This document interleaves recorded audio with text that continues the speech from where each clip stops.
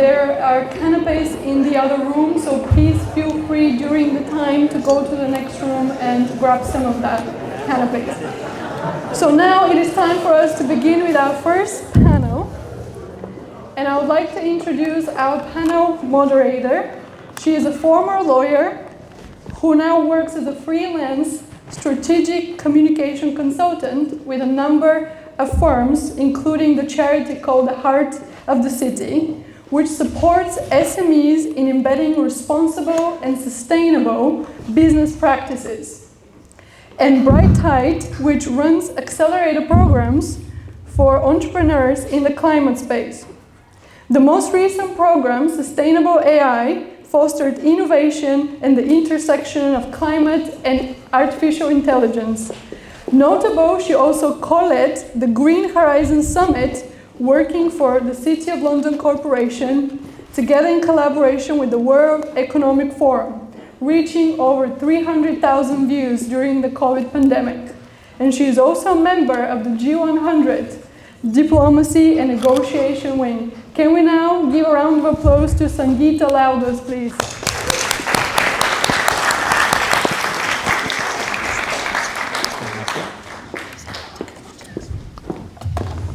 Are you?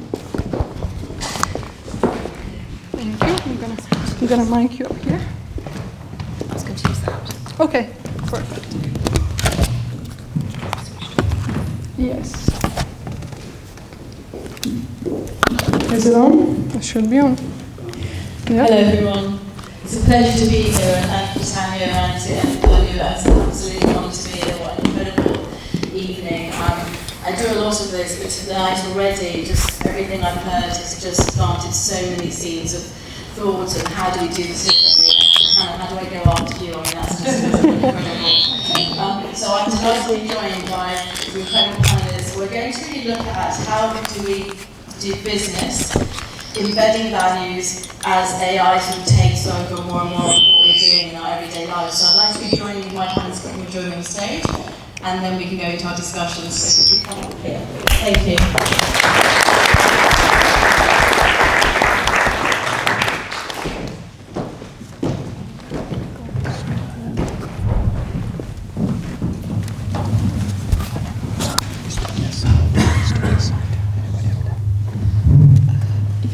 Perfect. So if I could ask you to introduce yourselves and a little bit about what you do. If you start first. Hi everyone. My name is Anne-Sophie Fluri. I am a neuroscientist. I work predominantly with mental health technology, so I've been developing meditation apps. I was the chief science officer of a sleep app up until about a year and a half ago. I've been working on mental fitness apps, and I've really witnessed the change in how we approach care for people, especially via apps now that we have this access to AI. So hopefully I can share some thoughts and insights about that. That's not me, right? Thank you. So thank you so much. Next up, I'd like to introduce you to Lilja, who's going to give us a little bit of an intro to what she's done. There you are. My name is Anne-Sophie. I'm from Iceland. And what I'm doing, I have created an app, which is a forum for charities and donators and corporate institutions research together. And that is just what I'm aiming on right now, and what my passion is all about. Thank you. Thank you very much. Feliciea, would you like to introduce yourself and the company that you're representing? Good evening, everyone, distinguished audience, and thank you, Tanya, for inviting us to be part of this panel and have such an incredible moderator this evening. I'm Feliciea Jibson. I'm leading a company called unpacks, stands for Proper Assessment Goal Setting. We empower schools and educators to help all students, all learners who need support to achieve their expected level. Inclusion and neurodiversity is a global issue. We know that without an early identification, the learner will not develop the skills necessary for learning. So this is where we are coming, with teaching hours, looking for a solution that will help teachers like myself identifying the barriers to learning and identifying the strengths, and from there being able to devise a personalized learning plan. Today we've made this possible, and all these administrative processes and all this time that we give back to the Senkos and to the teachers in the classroom, we make that possible. Obviously, in our panel, we're going to be talking about how AI is shaping the future of education and how can we empower schools to do more. Thank you very much. Looking forward to hearing some of your insights. And last but not least, I've got Harry Wright from Wright. Harry and I have actually been working together for 3 years, and recently, as Tanya mentioned, launched a program which called Sustain AI. So we're going to look at climate with Harry. But Harry, I'll let you introduce yourself. Well, thank you very much. Can everyone see me okay? I'm sort of playing peekaboo here. Well, thank you very much for being here. It's wonderful, so many distinguished speakers already, and I've already met some amazing people this evening. So my name is Harry Wright, and I'm the CEO and founder of Wright. Wright is an environmental social enterprise. Okay, that's the Death Star just passing in. We work with environmental entrepreneurs really to help scale solutions to climate change and biodiversity loss. But my career actually started out in law. I qualified as a solicitor 9 years ago, realised it really wasn't for me. I was working in the office till sort of 3 in the morning. My passion has always been for the natural world, and as we know, Death Star's not coming back.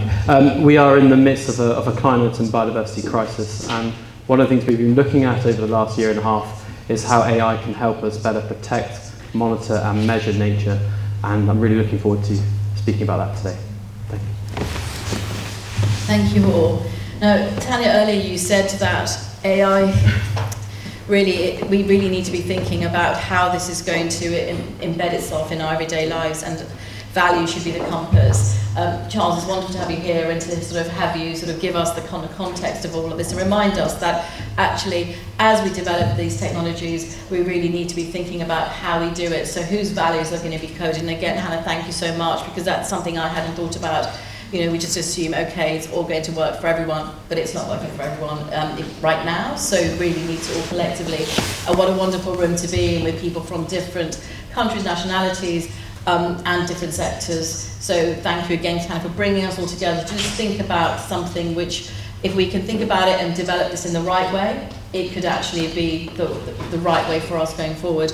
Now, I have such incredible panelists here, but from very, very different areas. And what we want to talk about today is how do we really think about making sure that business, as it goes forward, will embed the right values. So I'd love to start, if I may, with you, Anna, just because you've come up with this wonderful app, this technology to say, well, charities get donations, but you want to ensure that the right thing is done. So you're sort of going to set the scene for us, because actually that's what we should all be doing. The right thing should be done.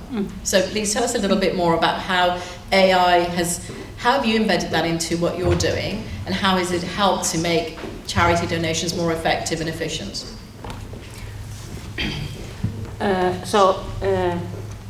The first thing I want to say is the government did this incredible contract and make sure that Icelandic was spoken of. There's 400,000 of Icelanders and maybe 370,000 people who speak Icelandic. But they make a contract that Iceland was the second language in ChatGPT, because it makes sure you have to use this micro language to create it, and so we have ChatGPT in Icelandic, and that is very nice in first place. And but I think because when you're making something and you're doing something, and there's all these questions and all this research, all the things you have to do, and it takes time. But now you have this, and you can just ask. And the thing, what we did, we made our own AI bot, and everything with our project Kiind is in there. So it is, and I argue with them a lot, you know. I'm like, no, you're not right here, you know. And I'm getting that better and better and better. And it's so nice for a person like me who is non-technical at all. But it's there for me. I don't have to be technical. I can just reach out and there it is.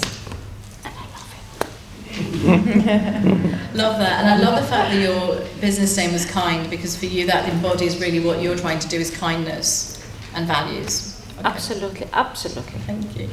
All right, just moving to Anne-Sophie, looking at neuroscience a little bit, and this concept of AI and values, and whose values are going to be, what are we using to code? I'm sure you've been looking at this now in so many different ways, but sort of if we're trying to look at this very high level, what should we be thinking of as we are embarking on actually putting code in to reflect our values? How do we do that so it reflects our, and again, sorry, Hannah, but whose values are we embedding? Yeah, I thought about this. I've thought about this a lot, and I loved, Hannah, what you were saying, because it is very much a question of luck. Who has access to these things? And not just that, it's also we have to look at the database that already exists, what AI learns from, and a lot of what exists out in the world and in the internet is inherently biased. It can be very sexist, it can be very racist, it can have a lot of misinformation. Nobody really controls who can put something out on the internet. Anybody can go and edit a Wikipedia page, and that's going to then be fed into the algorithm, and ChatGPT is going to just tell you what already exists. So it's very dangerous in the sense that it will fuel any hate speech, any biases that already exist. So I think that we have to be especially careful how we program it, how we approach that, who is allowed to even develop these mechanisms. And I think just making sure that people, first of all, who are in positions where they have the power, that they reflect an equal population, so that we have women, that we have all sorts of different people who are actually in charge of these companies and in leadership positions, so that they can make sure to have a bit of an eye on things, so that it's not just the same demographic that we've seen again and again in high power positions. Doing something that we're going to have absolutely no control over, because AI is just going to keep growing and keep developing, and we need some safeguards. And the other question on top of all of that is, how do we input our values? Because our values are so different depending on our culture, depending on who we are, how we were raised, the things that we've gone through in life. So I think there is so much room to create nuanced versions, culturally considerate versions of things like ChatGPT. I think that we're doing, because I've worked in the startup community, we use a lot of just anything that's available on the open source to inform the algorithms and the advice that we might give out to someone. We're not doing it in a way that's considered or cultural. So for example, for the sleep app that I was working at, we were predominantly in the German-speaking markets, like Switzerland, Germany, and Austria. But the information that was fed out to people wasn't culturally sensitive to those specific regions. And I think this is one way that we can start, is that any companies that start working on this, they do it for a specific market versus just open source information globally and then just putting that out to everyone, because it's not going to be considered, it's not going to be as effective as it could be, it's not going to be aligned in terms of values. Perfect. No, thank you. And that leads us really nicely to Feliciea, because I'd like you to sort of tell us a little bit more about how we then think about the youth of the today and the youth of the future, because your work is very much focused on education. How do we safeguard? What is it that you're doing, and how are you trying to implement those sort of safeguards in the work? And also, I think, just how do we ensure that we're not, by using AI in one way, we're not creating or amplifying biases in another? So would you just tell us a little bit about how you're seeing this being done and how you're trying to do it in a safe way? This is a very interesting question, and I'm sure that everybody so far made some remarks, like Charlie was making the point how important AI is going to be in education, and how do we shape the future of our generation. I think Hannah made a point of how important it is not to be bias in education. And how do we do this? So we have to teach our young people not to be just only consumer of AI, to be also co-creators. So that is such an important skill. So how do we harness this tool to be helping us to not manipulate, but at least filter a lot of data, and what kind of prompts? So we have to teach those skills to these our learners to be able to construct the right prompts. So therefore, you shape the algorithm and you build the right data, and that is going to have an impact later on. So instead of being just only consumer, to be co-creator. Also, we have to be careful with the data ethics and what is happening in the classroom. We are shaping a generation that is going to be doing some in the future jobs that even now are not being invented. So we talk about, I think you mentioned Isaac Asimov, so things that like 20 years ago, today, sometimes we will see them that they already are possible. And I know this is not something to be taken lightly, but equally we have to embrace the change, and we have to embrace the AI, how it's coming. And I attended an event this year, and one of the questions that we have on EdTech Summit was saying that we're not going to lose the jobs to people to AI. We're going to lose the jobs to people who actually know how to use AI. So the generation that is coming now really have to know how to use AI, to be trained how to use AI.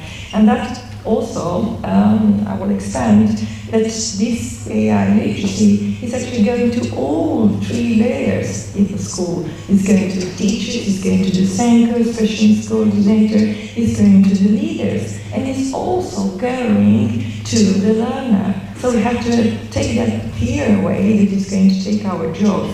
Or we're not going to do all the time automated diagnosis. We just have to look at how do we amplify the human understanding. I'm sure that all of you have used AI. Not just put up your hand if you have used AI. There you go. So I use AI to even say, what kind of question and how should I answer? It's helping us, but you have also to have the cognitive ability to distinguish in between hallucination and what is actually real in there. So that is requiring a superior cognitive ability to make it a distinction in between that, and that's what we have to train our students. And I'm sure that generation to come will be other things that will be developed. So. Thank you so much, and thank you for reminding us we need to co-create. Now, Harry, I'd love you to talk a little bit about obviously the sustainability solutions that we've seen with some of our ventures. But could I, before you talk about that, ask you to talk a little about law? Because I think what we're doing here is setting the scene, and we're saying we do need to safeguard, we need to be careful. So how do you see this going forward? Should this be a mandatory enforcement or voluntary? I think I'd love some thoughts on just how do we ensure there's a framework to safeguard, because I think we've all accepted that if it goes unchecked, this could go off into really interesting, dangerous waters. Hello. Absolutely. So, I'd love more to talk about the positive uses of artificial intelligence, especially on climate and nature. On law and policy, as we know, things are changing and accelerating at such a pace, it's almost so hard to keep up to date with the latest applications of AI and how things are changing. We've seen, vast amounts of money now being invested in AI in the US, here in the UK, Europe, and also in China. And there seems to be a global race in terms of geopolitical uses and applications for it. So as things are changing so quickly, safeguards and regulations, I think, are really important to ensure that we use it in a responsible and ethical way. And I think the values discussion we've had here this evening is really about that. We've spoken about the disinformation. I go on Twitter and X, and it's just, to be honest, I find it very depressing now. You go on there and it's so divisive. I've come off it now because it's just full of hate and not nice things.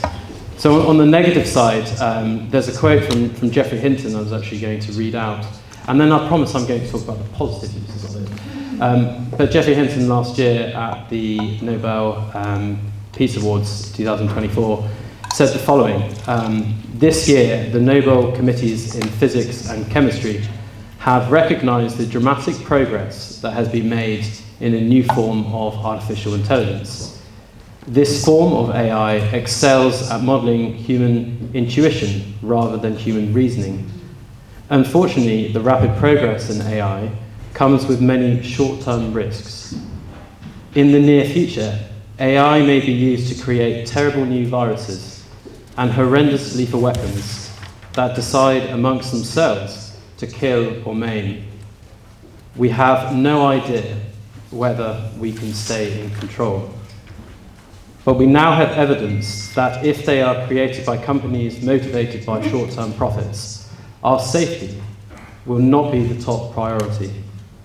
We urgently need research on how to prevent these new beings from wanting to take control. They are no longer science fiction. Now that is, quite a doomsday viewpoint of it, but what I think is really important there is our safety, our well-being, our unity in a very polarized world where misinformation, social media is really tearing the fabrics of our society apart. I think if we can use it in a responsible and ethical way, we have many beautiful things that will be able to create a much better future for us. So I think it's fundamental that we are able to focus on that, and I think law and regulation has a vital part to play in ensuring the safety and risks are kept in check.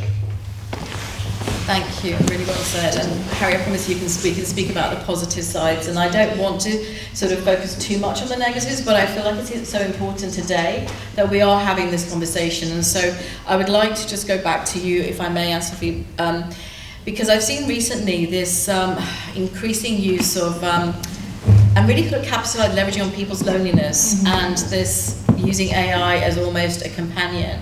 Now, there are going to be real positive benefits, but again, I don't want to use the word safeguard again, how do we ensure that we don't, because we're tricking our brain, aren't we, by thinking that this is a actual person that we're having a conversation with. Could you tell us a little bit, because that's been in the news recently as well? Yeah, it's been very relevant because a new company, an AI company that wants to tackle loneliness, has put up billboards all over the New York subway, which have been vandalized. People are saying, don't try to capitalize on everybody's loneliness, because loneliness is an epidemic. It's getting worse, and now companies are trying to, profit from our loneliness by building chatbots that you pay for, that you're going to probably be connected to and have very long subscriptions with, because you're relying and you're putting all of your emotional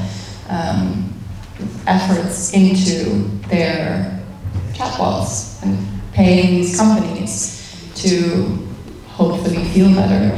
It seems, it's very sci-fi, doomsday, I think, depending on who you ask. I think it is a good idea because it is at least one way to solve something that we haven't yet been able to solve, and something that's getting worse. And I think if there is a solution, if somebody feels lonely and they feel hopeless, they might, the barrier to entry is very low. You can go on your computer or on your phone. It's something that you have readily available to you. It's probably not going to be too expensive, and you can speak to someone, even if that someone is a robot, essentially. But you can speak to somebody who will hopefully make you feel better, who is programmed to help you feel less lonely, to help you navigate your emotions, and potentially stop you from doing something fatal.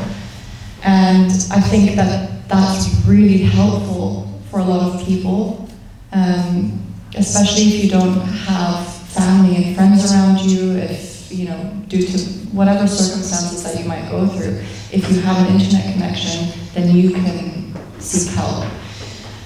But on the other hand, I wonder if we are creating a world where people are even further removed from seeking human connection, and where it is very normalized to rely on your AI friend to support you in times of need. And actually, when push comes to shove, you realize that you haven't invested that same amount of energy into your social circle, into your community. And research does show that your likelihood of overcoming a difficult situation in life and your ability to be resilient very much depends on your social support network and your feeling of community and feeling like you're belonging to something bigger. And I think that's the key point, because even though you might have support, you are risking being removed from that bigger issue. Doing something for the community, for the people around you who are going to be there in person.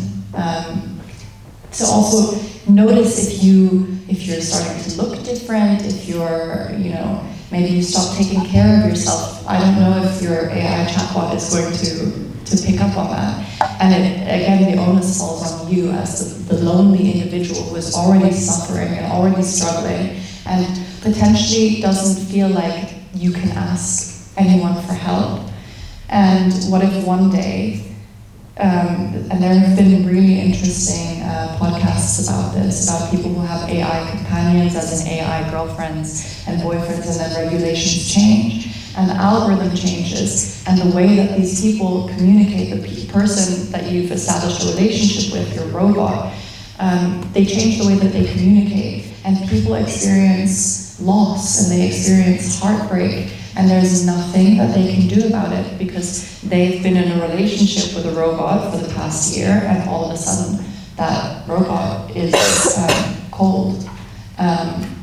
This was very big when it was, people who were developing sexual relationships with their AI friends, and then regulations came into place, and that was a loss, because that was their primary intimate relationship. And it might sound silly to some people, but we're human and we have those needs. I think there is a fine balance, and I think there do need to be regulations, and I think that it's maybe something that could be prescribed in certain circumstances, but shouldn't be the long-term end goal and the long-term solution to loneliness. I think more structural changes within the community and from the government need to be in place so that people actually feel like they're part of something.